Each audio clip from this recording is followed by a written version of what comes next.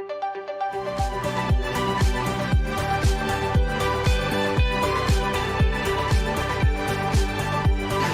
you choose to spend your evening or whenever you're watching it or time, that you would spend your valuable time watching this show. And I do let you know right from advance, this will not be time that is wasted because time is valuable. And we have a wonderful show for you tonight.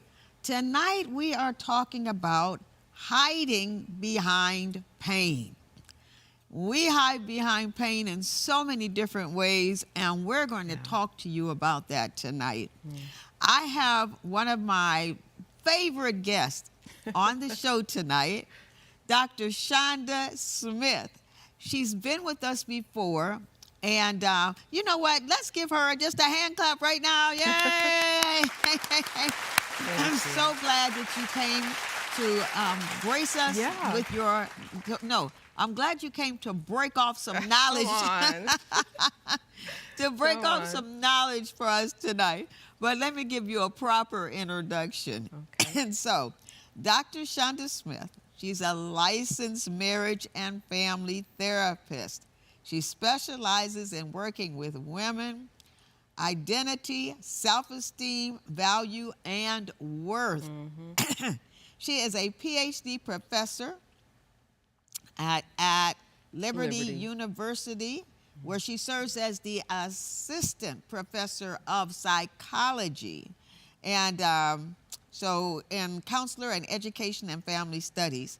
And I might have messed that up. No, that was just perfect. Oh, thank you. Thank you. And so welcome. I am excited. I'm excited not just about you being on the show. I'm excited about your life. I love the balance that you have in your life. Come on. You know, on Sunday morning, there's no pretense on Sunday morning, you're doing the flags, like when David danced before the Lord with all his heart. So you flag before the Lord with all your heart. Look. And sometimes I'm like, she's in her world all by herself. Yeah, she is. She's like, if you guys want to join me, you can. But I'm gonna praise but God. This is what I'm gonna do today. Yes. I don't know what you come to do. Okay.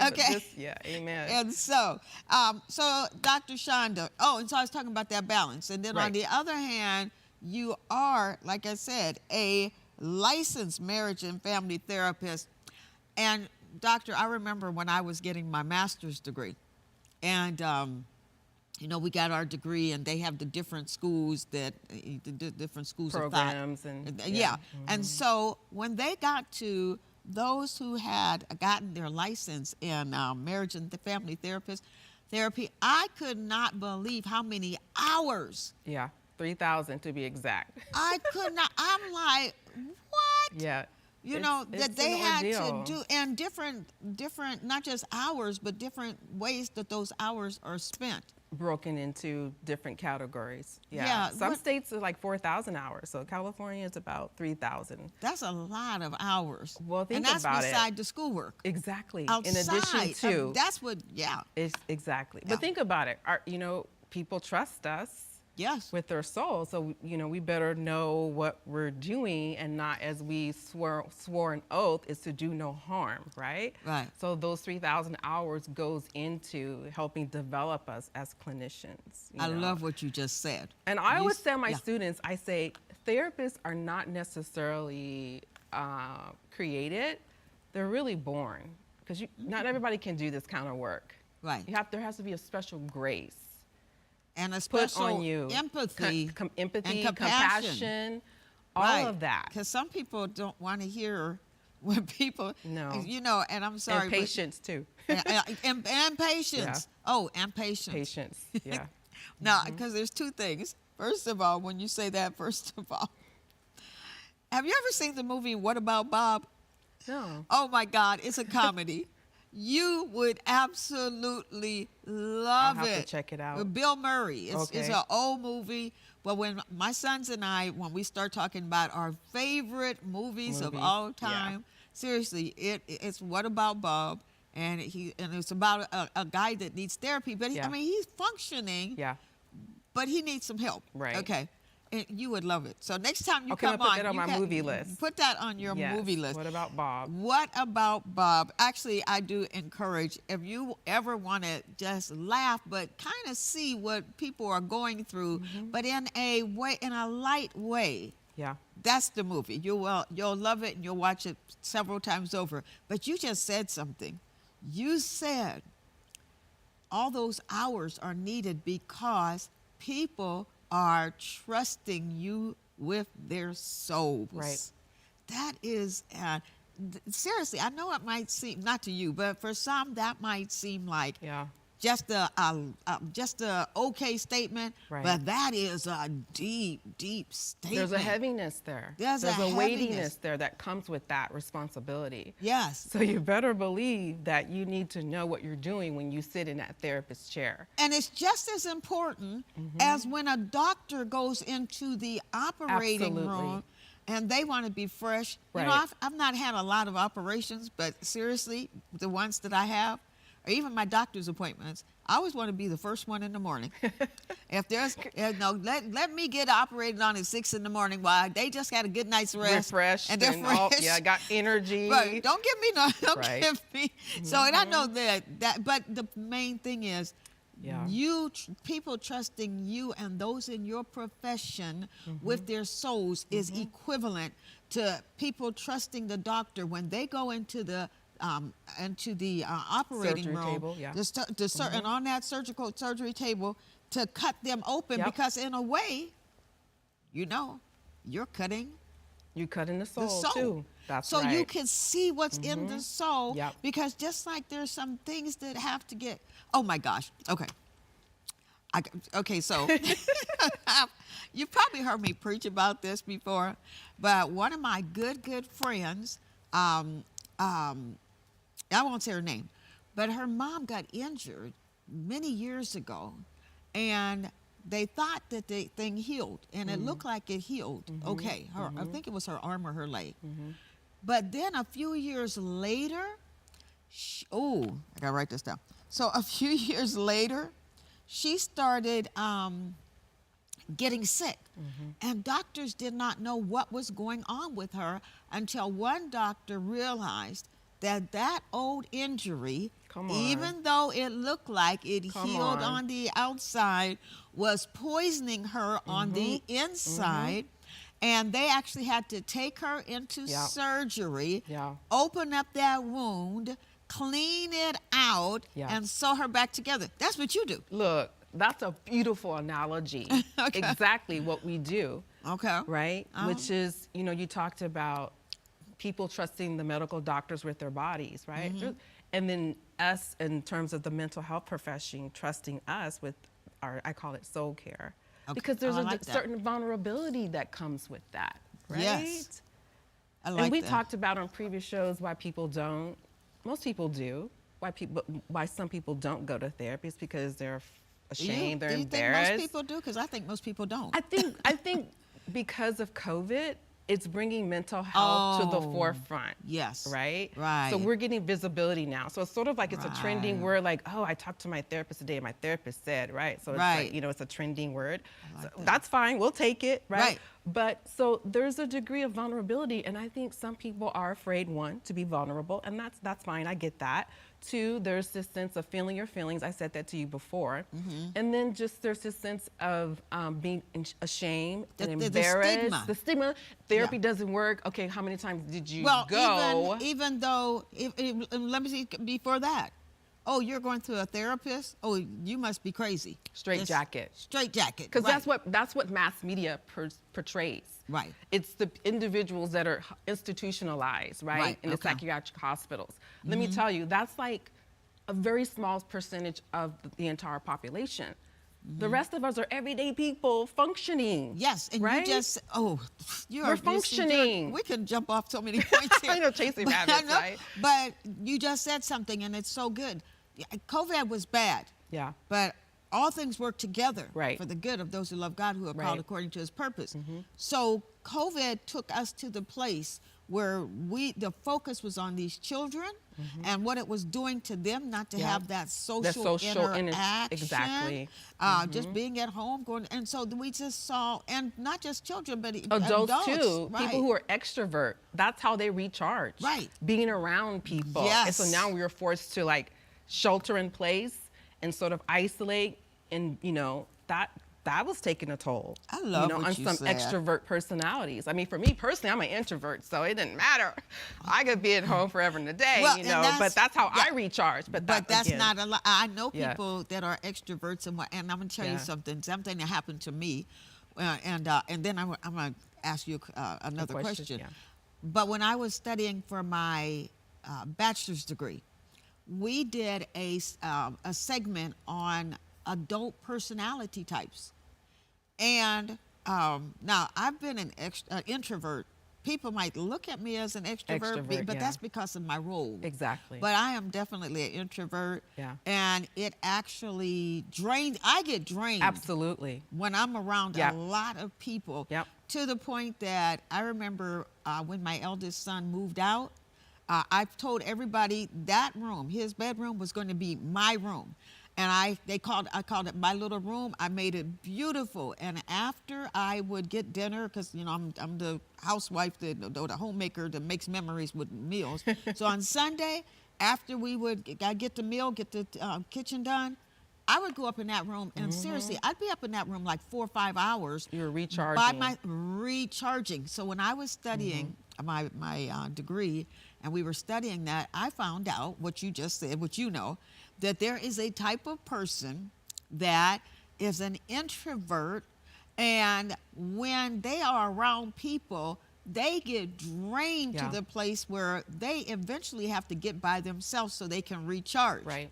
But then you have your extrovert people, like Nita Hill, or like my mom, Pat Ashley, Helen I have some Harris. friends that are extroverts. Right. Okay. So, but those extrovert people, they get energized by being around people. So when they're by themselves, they're getting drained, and they have to get back around people. But this was the revelation. Right. I'm serious, Shonda. It was like somebody just lifted a load off of me. And I said to myself, sitting in class that day, I'm like, there's nothing wrong with me. Exactly. There's nothing wrong.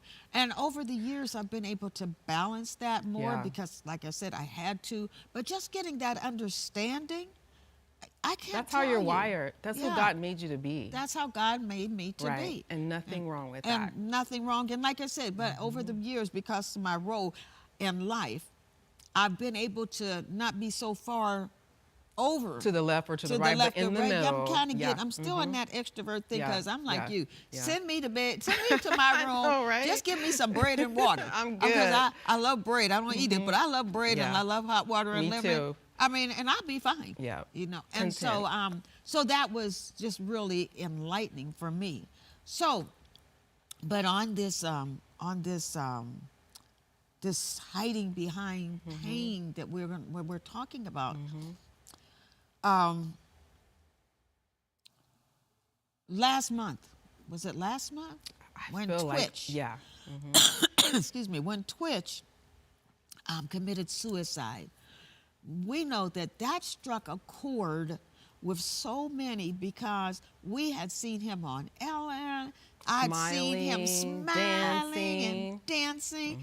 And then it made me think about Kate Spade, who was at the Robin top. Williams. We could go through a list Anthony of people. Bourdain. Oh, right. People that are at the top of their quote-unquote their game, making bukus of money, having recognition.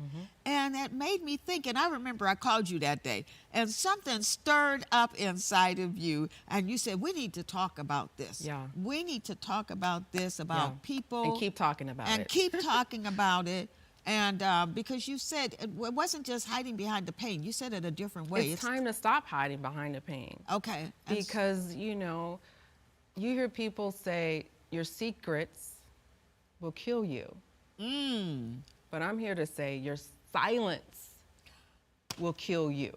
Okay, Oh my like gosh. literally. And that's what we're seeing that's taking place, because I was kind of scrolling through some of the social media feeds, and some of his people were commenting. They didn't see it coming. Like Right. they were surprised. Like he Right. just didn't emulate that. And so I remember when I was on the show and we were talking about early warning signs and Right, risk, right. And one of the things I said to you, I said mask, MASKED, depression.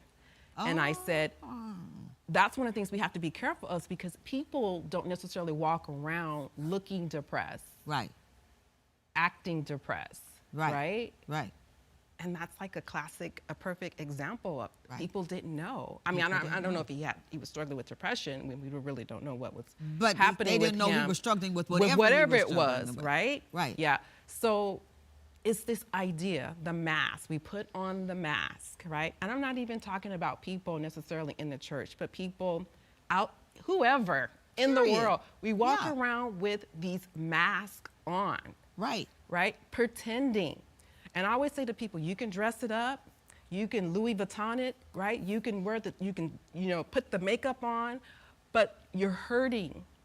You're falling apart underneath. And it's time to stop, because silence, not saying anything, not doing anything, is killing people.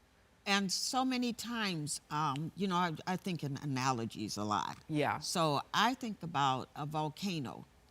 Yeah. And you have when a volcano erupts, like the one that just erupted in Hawaii or somewhere. Yeah. That thing's been building up for a long time. Build and up. there's something up underneath Yeah. a volcano called Yeah. a magma Yeah. chamber. I actually Come on, had scientists.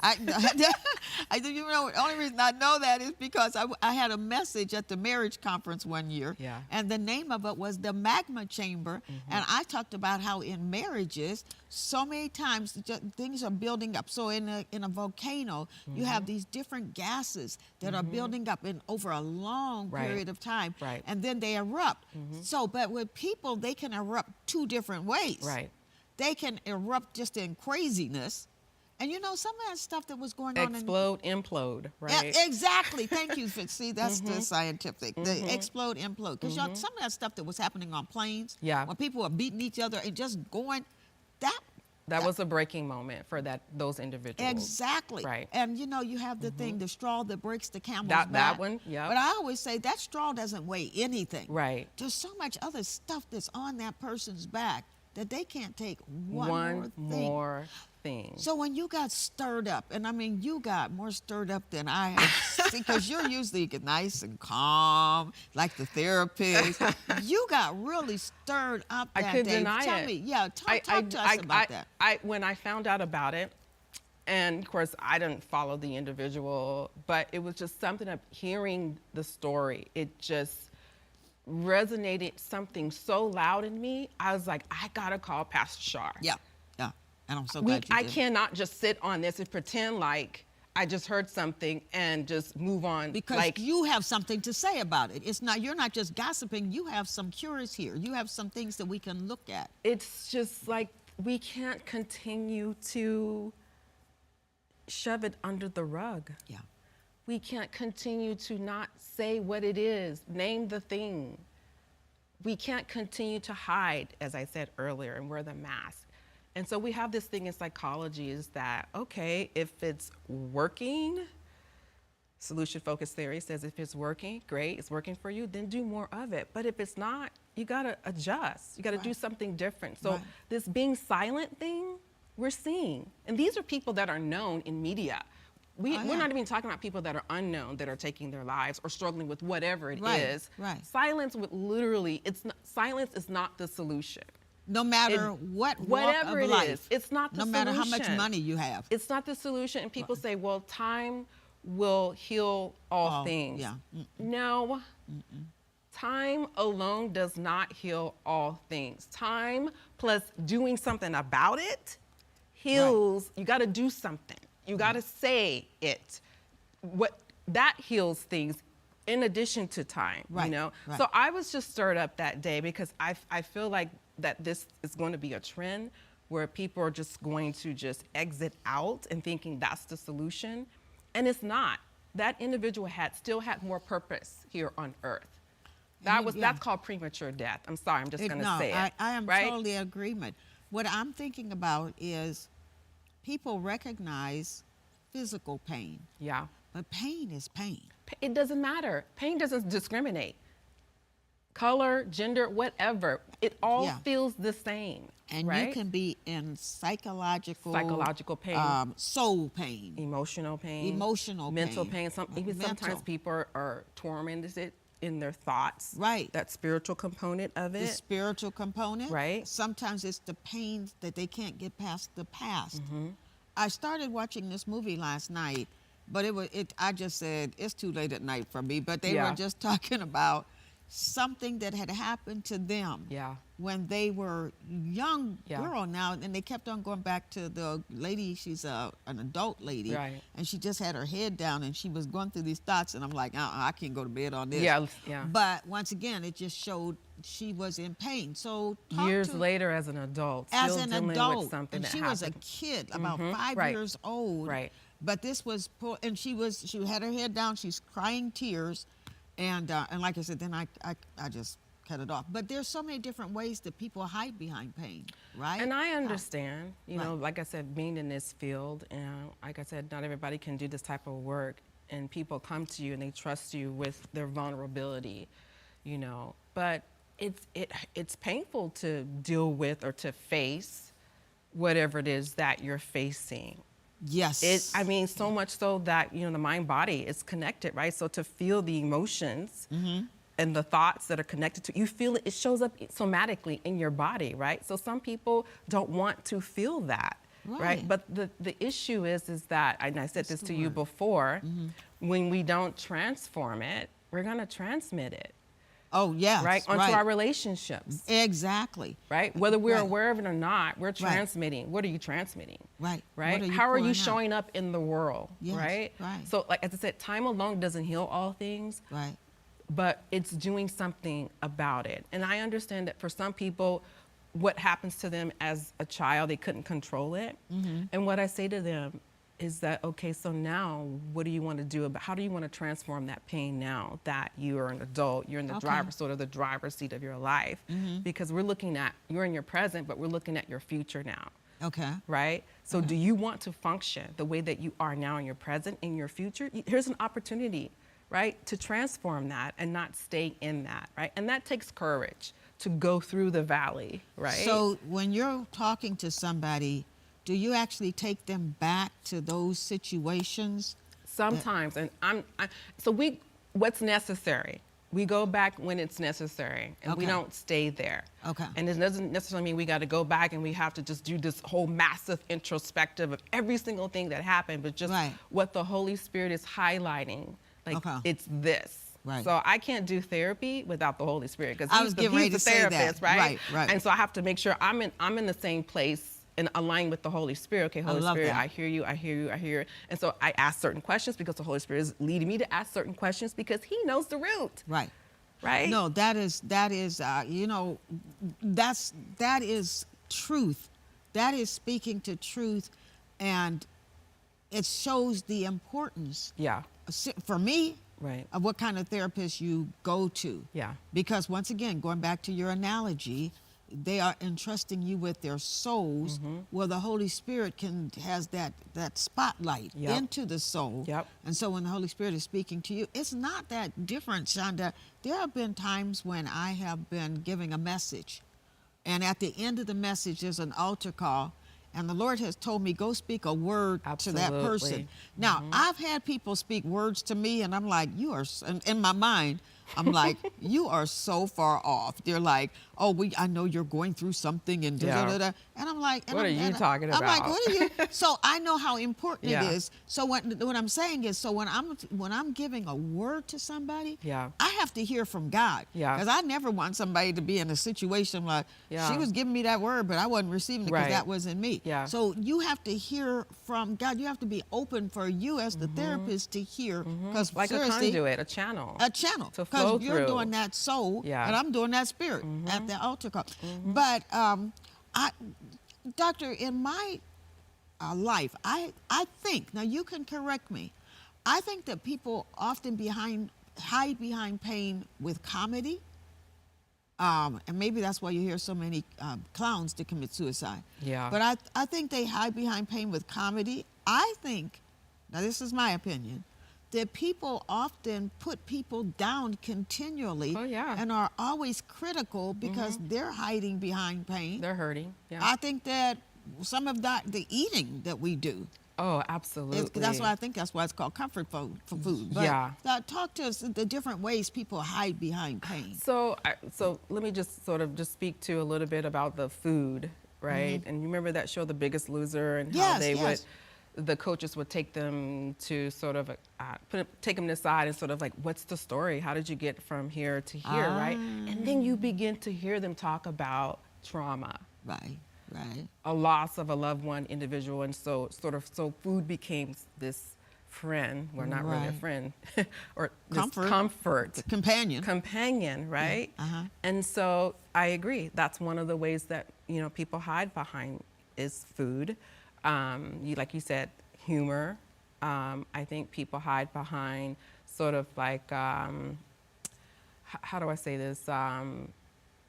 Just personality in terms of maybe just putting on the mask and just maybe sort of projecting to the world, I'm happy, I have it all together, my life is great, and sort of like maybe designer clothes or whatever. Like just basically this external that people just dress themselves up externally. It's really a mask. And sometimes people look at those people as just being, they're on an ego trip.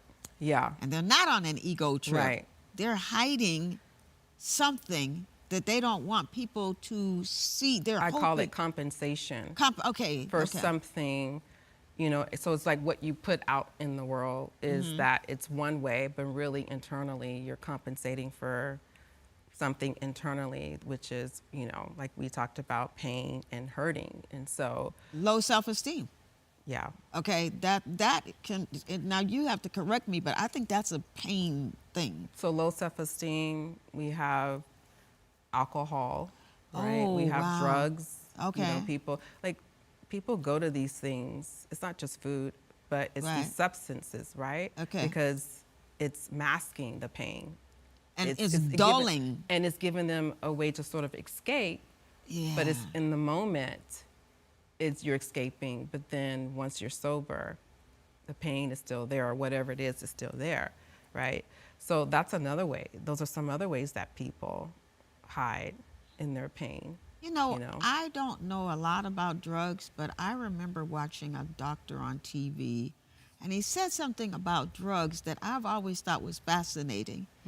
He said, because it goes toward this hiding pain, that when people first take their first high or whatever with drugs, and it has given them that way to escape for the moment, he said the reason they keep on taking drugs, he said they're not so much wanting the drugs as much as they're wanting to get back to that first experience. The tolerance. Right, where they didn't feel anything at the moment, and it was a euphoria, right? But it was not happiness.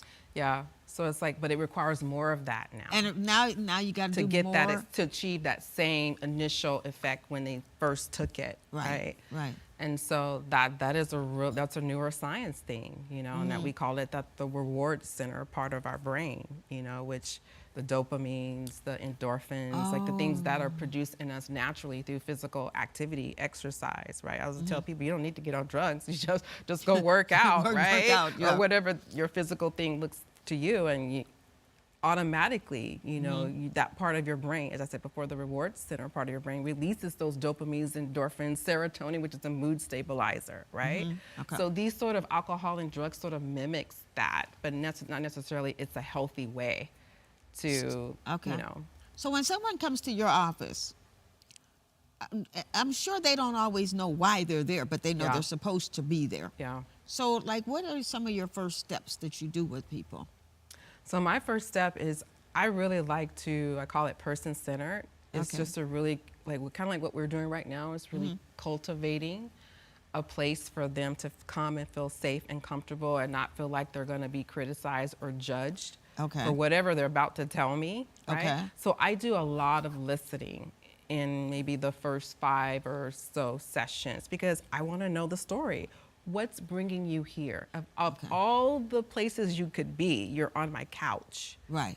Why are you here? Okay. And so I feel it's my due diligence is to listen what the story is, because you know what? They may never have said anything or shared their story with anyone else, and I might be the first person that they decided that they're going to trust or be brave or courageous enough to share the story. And so I do a lot of listening, and then just building that rapport, building that trust with them, so that they can, sort of let down their guard a little bit, and and then go deeper and deeper and deeper, and then we get to the part of the therapy where we do the working phase, which is unpacking that, processing that. What does that mean to you?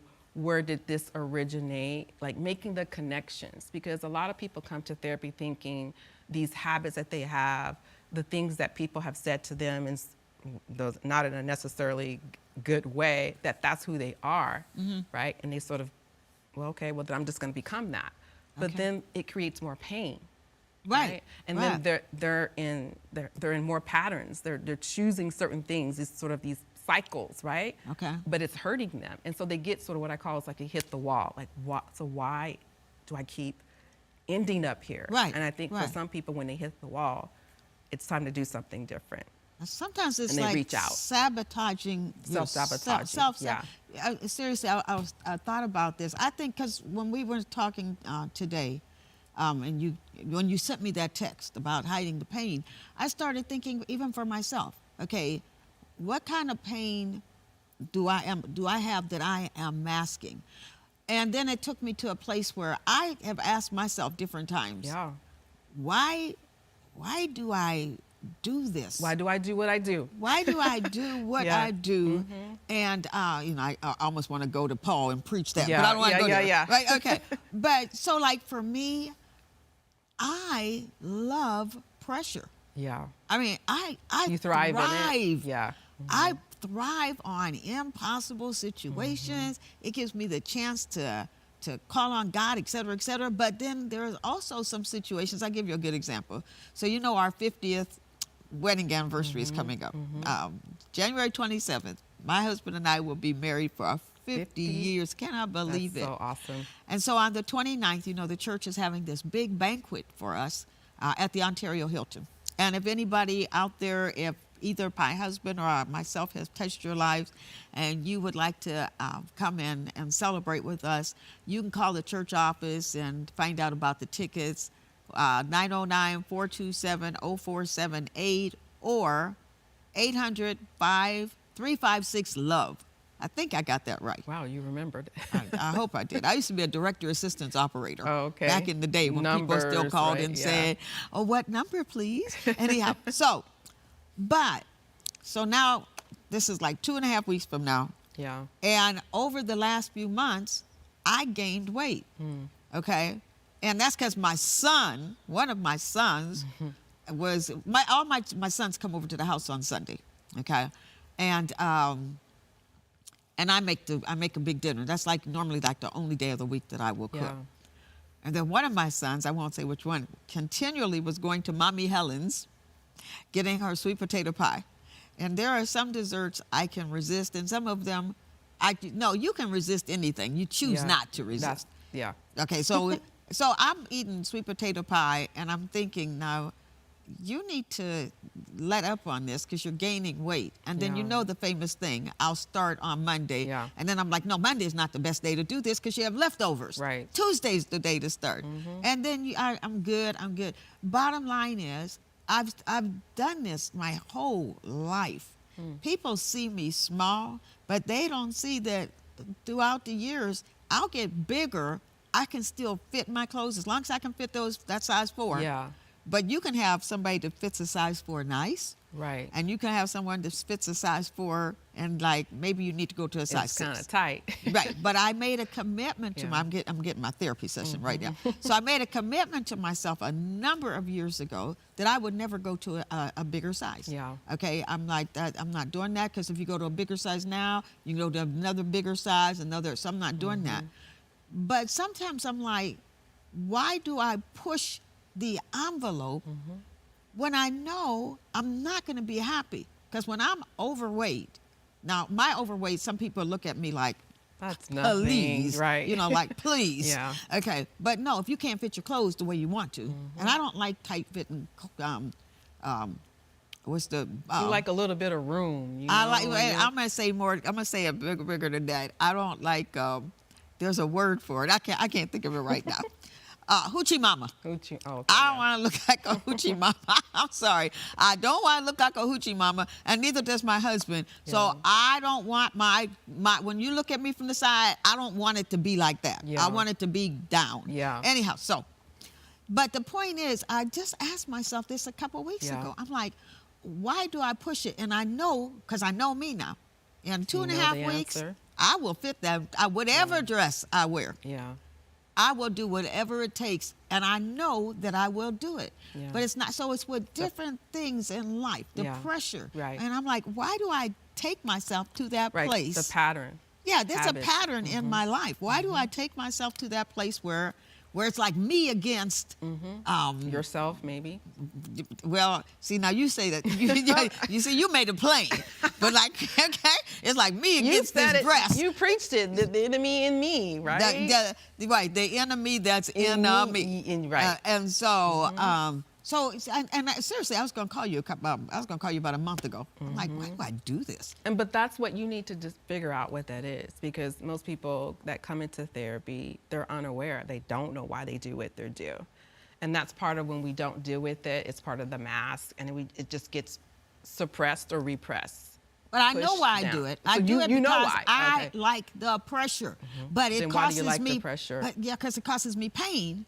Yeah. When I go to my closet and I can't wear what I want to wear, seriously, that causes me some sort of a soul pain. So pressure is like your food. So what's this connection you have with I have no pressure? idea. That's what you have to figure out. I It's like have- you and pressure are like, but pressure is not necessarily kind to you. Right. Because some people can't even handle any type of pressure. Right. Like I said, I thrive on it. Right. And that's really one of the reasons why I'm a good businesswoman. Yeah. One of the reasons God's Women's Conference has grown Yeah. where it grew, because so many, and I don't care how many problems came up. I mean, how many meetings we had.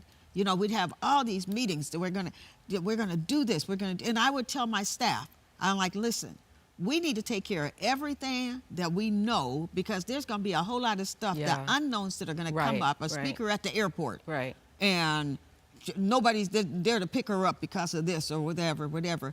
And so I'm like, so we have to get all this cleared out, so that when the unknowns come in, we'll be okay. address But it, Linnell yeah. and I, we're like, we got this. We don't care. Well, Linnell Roussel, because I know you're watching. You know, we're Hi, like, Linnell. oh, we got this. It doesn't really, and we did.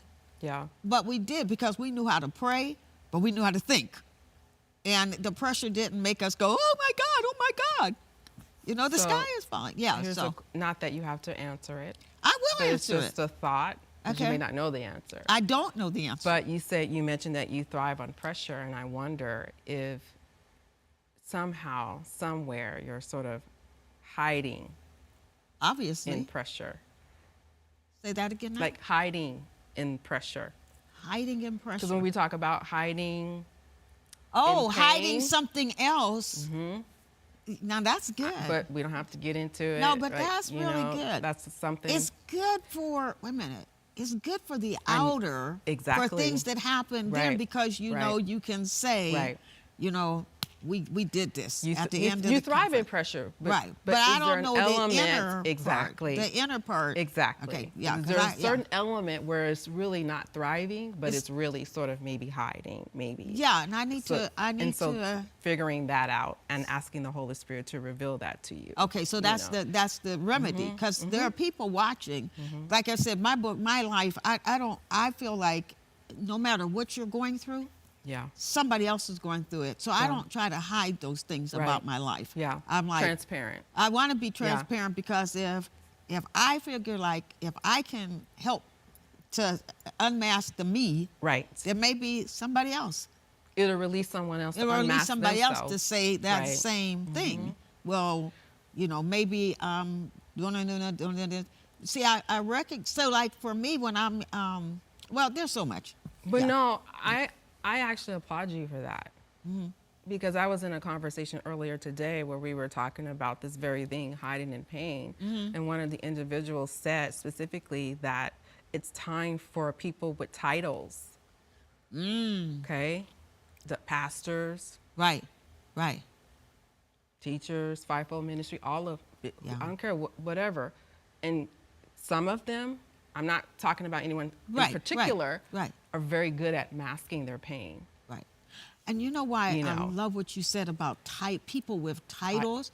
Because people look at us Right. like we live this wonderful utopian lifestyle. Perfect life. You're beyond reproach. Yeah. Beyond reproach. You don't hurt. Right.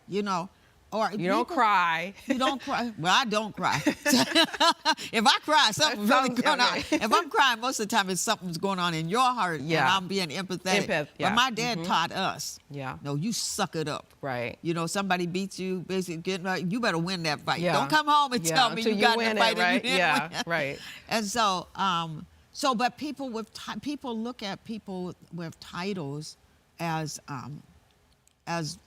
untouchables in their way, Put them on pedestals. They put so them to up on speak. pedestals. Like this is what to subscribe to, or like, okay, be like that. But why I said to you is why I applaud you for saying that, because we need individuals like you with titles, pastor, et cetera, so on, that can bring the transparency. Right. Right.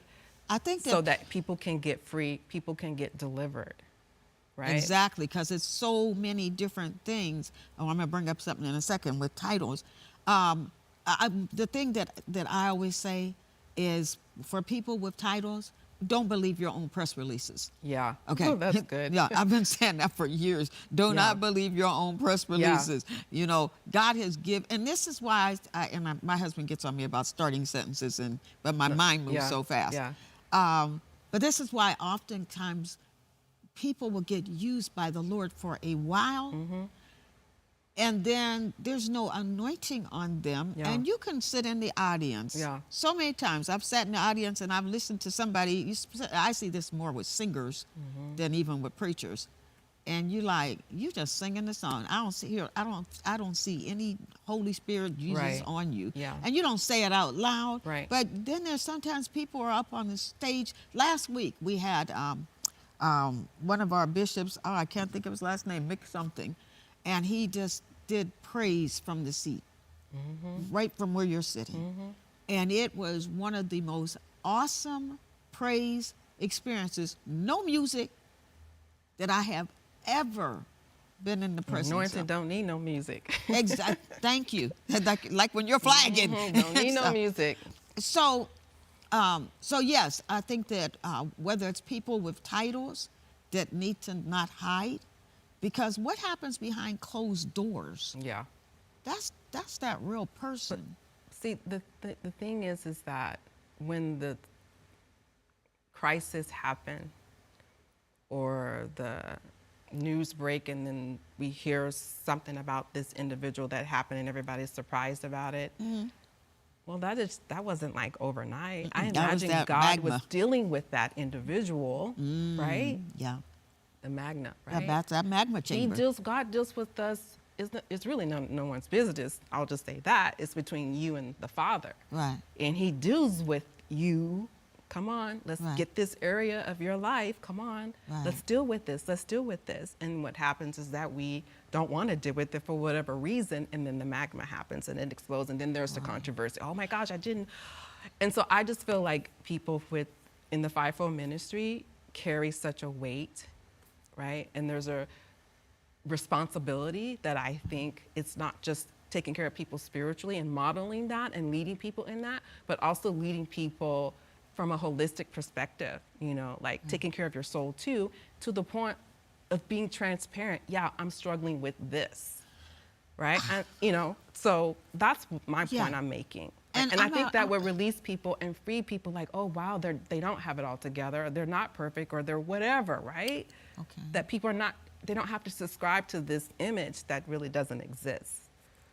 I love that. Subscribing to an image. It doesn't exist, and you can't really attain, it's not attainable. I think, because you said something, sometimes when people do start doing that self-examination, and I think self-examination is critical for people, but I think sometimes when you do the self-examination, you hit a place where you don't, that's where that pain is, and you don't want to go to that place, so you don't want to explore why.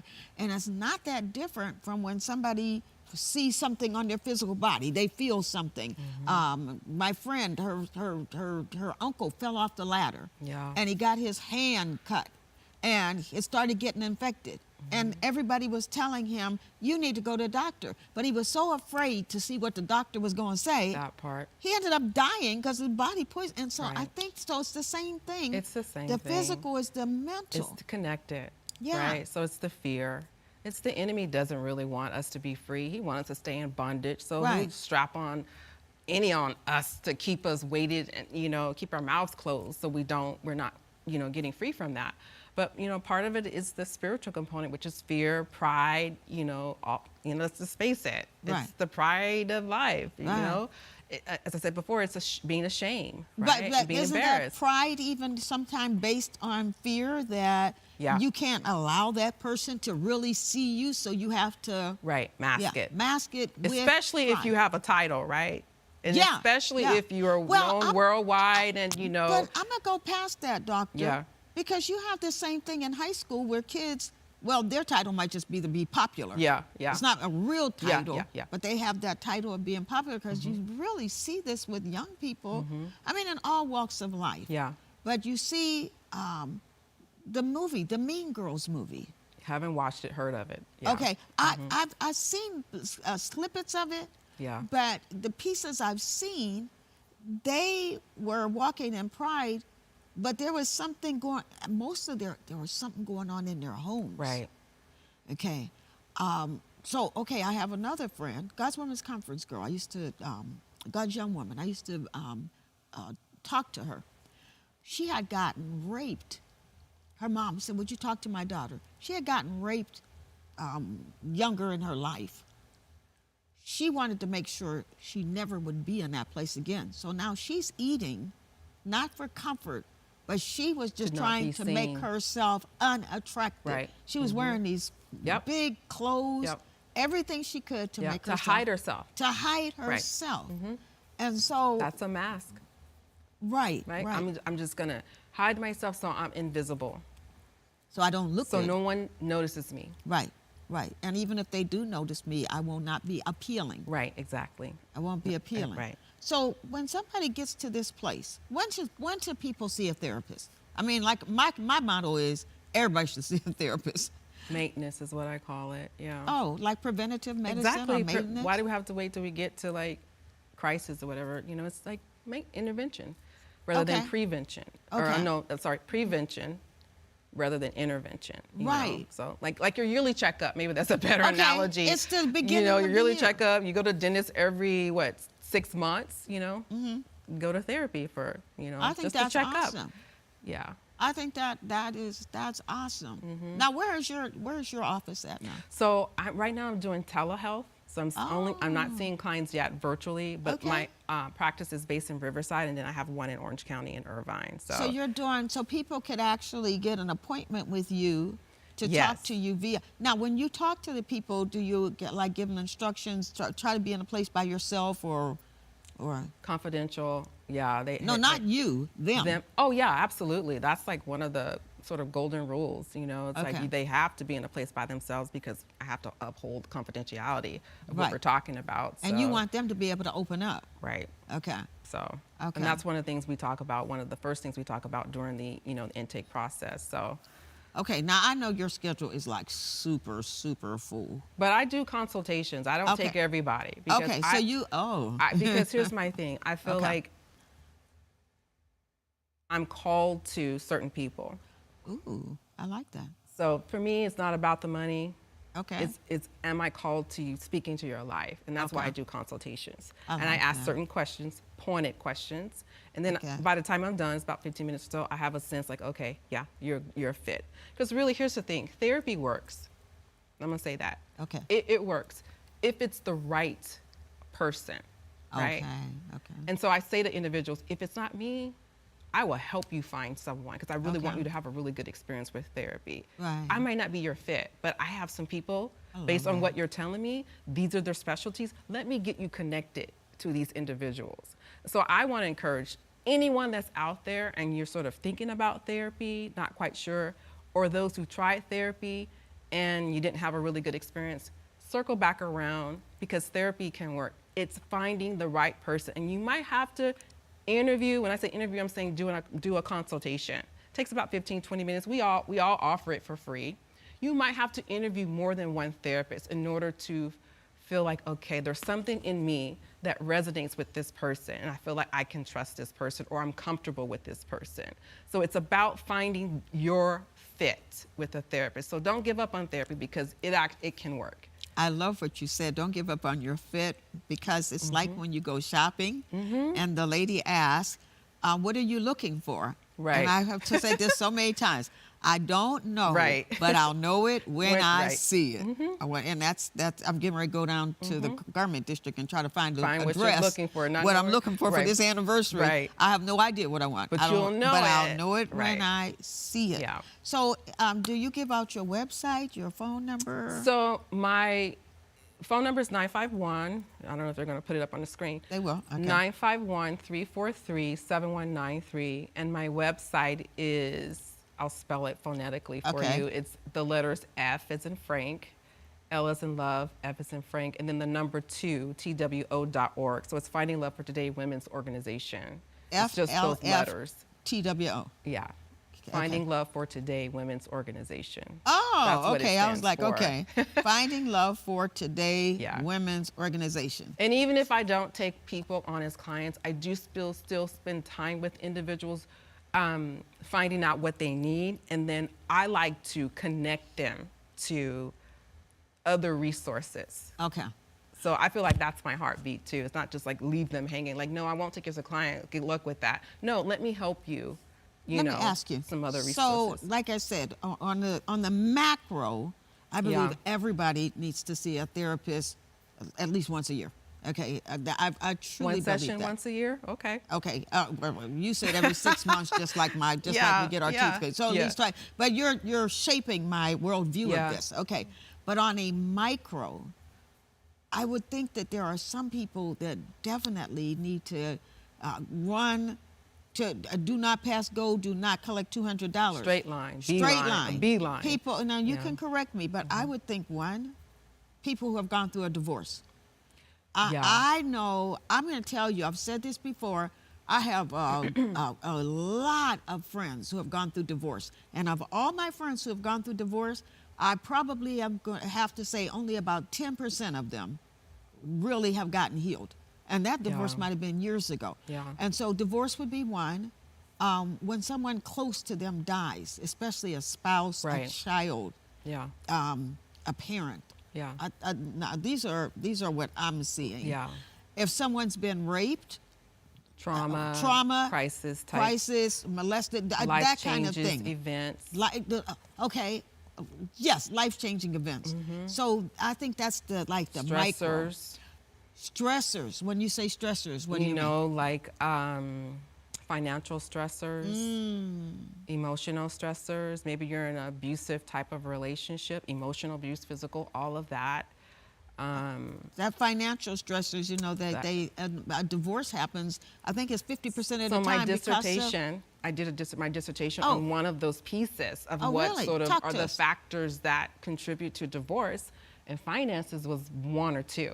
Okay. It was number one or number two. Okay. Not that it caused divorce, but it was sort of a catalyst. Because of the way to- people are in their soul dealing with that particular subject.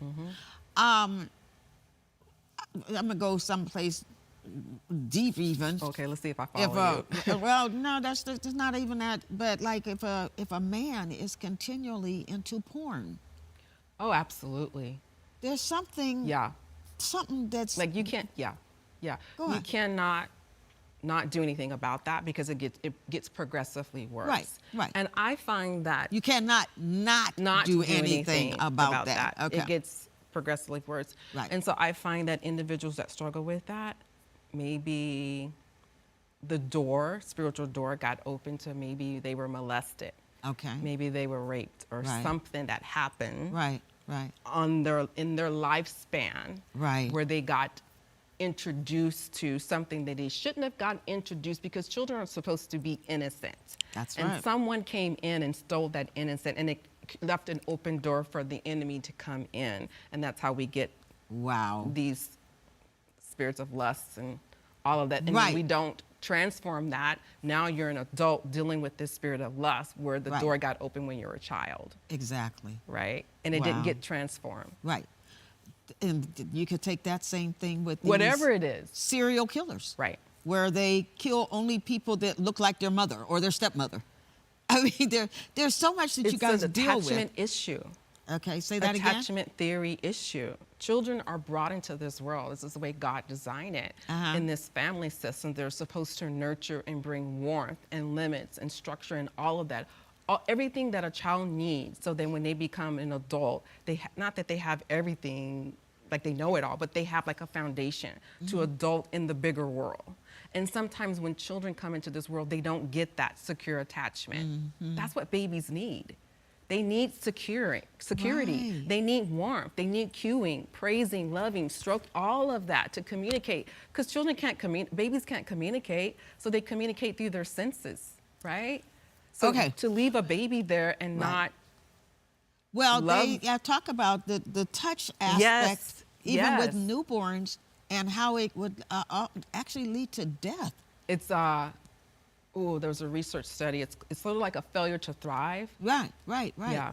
Okay, so have you watched, and our time is up, but I know, I got to okay. ask you this last question.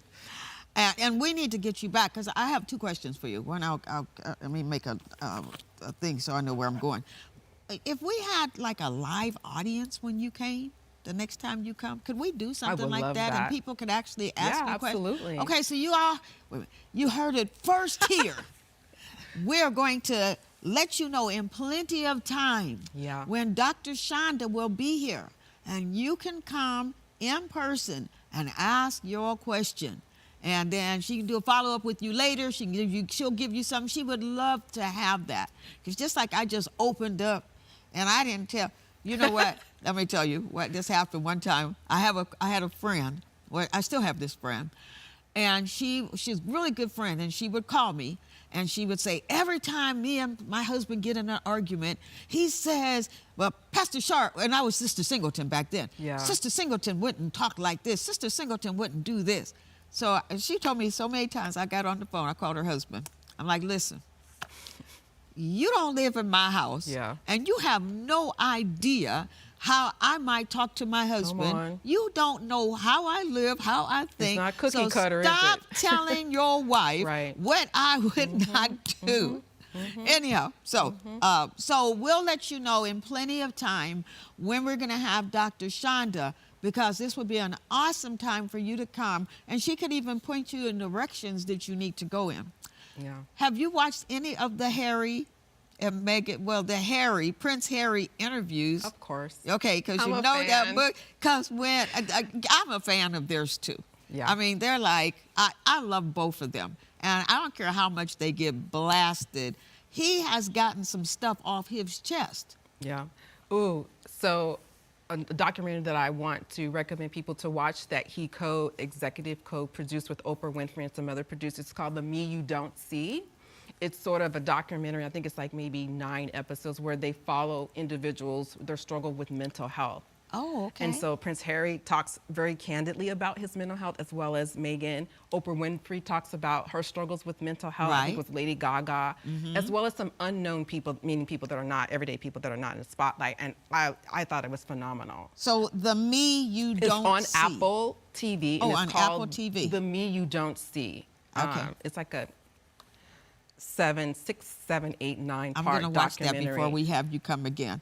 I'm going to give you guys. So, what? Real quick, what do you think about that? I mean, just First of all, thank you for having me back on the show. okay. And secondly, I appreciate, on behalf of the frontline workers, mental health frontline workers, we appreciate individuals like you that use your platform to bring a voice to the conversation surrounding mental health. Okay. And we need to continue having these conversations so that it's not a stigma, it's not an enigma, it's not something we whisper in the background we don't want people to know, but it's like, oh yeah, that's what we do. We talk about mental health, right? Right. We're transparent about what our issues are. Again, not necessarily to the whole wide world, but you know, in your little safe, trusted bubble of people that you have vetted, right? But we need to keep having these conversations about, because people are suffering in silence. And as I said to you before, silence, not secrets will kill you, silence will kill Silence you, will kill you. literally, Right, right?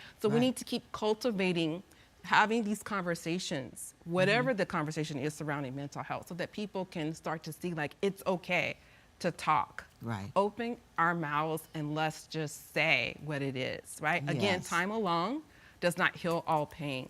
And it's time for us to stop hiding. We have to say it. We have to put a name to it. We have to do something about it, right? Say it, put a name to it, do something. And your doing something is gonna look different from the person next to you or whoever else. You find your own do something about it. So I feel like that's the mantle that God has given me with my passion for mental health, is that not on my watch. Because too many people, not even necessarily in the church, but outside the church, that are dying prematurely, that did not need to die prematurely. And we Right. have to open up our mouths and we have to say, time out, enough's enough, and we need to be bold, we need to be courageous, and we need to call the thing a thing, call it out. Because let me tell you, the devil Right. doesn't want you to call it out. He wants you to keep your mouth shut. He wants you to stay depressed. He wants you to keep drinking that liquor. He wants you to keep snorting that Coke. Whatever the vice is, he wants you to stay there. But let me tell you, God did not give Jesus, right, to die on a cross for us just to live an ordinary, struggling, oppressive life. No, he gave Jesus that we would live life, and that life more abundantly.